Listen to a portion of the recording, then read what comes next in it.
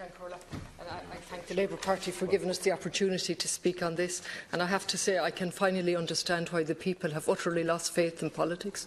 We have Fine Gael saying we must comply with the fiscal rules, sell off a share of the AIB to pay down the debt, and you want to go even further and pay down reduce the ratio even further. We have Labour saying don't sell it until we change the fiscal rules, which they actively supported. And we have Fianna Fáil saying we obey the fiscal rules, but we just want an exception on this occasion. And I agree with Deputy Doherty that really in the midst of all this, there's absolutely no discussion on whether we should be selling it in the first place. Our second biggest bank, which is now owned by the people of Ireland, and as my colleague said, Deputy Bruton, by their blood, sweat and tears.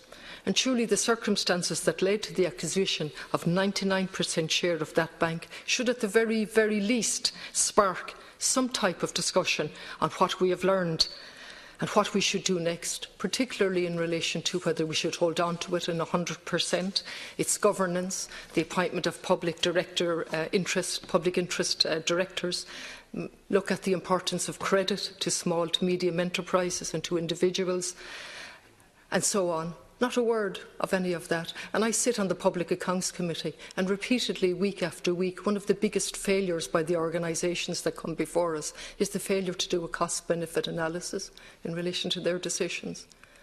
And we're here tonight, courtesy of the Labour Party, and I thank them in relation to the motion, to have an opportunity to make some comment on this debate. And you want to control it to a narrow context, how much to sell off and when, to pay down a national debt that's already been reduced in any event. And if we keep going down this road, we're going to be in a position in a few years where we simply will have to write off the national debt because we are not investing in our economy, we are not building houses, we're not going for public integrated transport, we're not investing in our health. So down the road, we won't be in a position to pay off the debt at all. And are we seriously being asked to forget the history of AIB, its history of being bailed out by the taxpayers as far back as 1985, its poor corporate culture, its excessive remuneration of its senior staff, its overcharging of customers?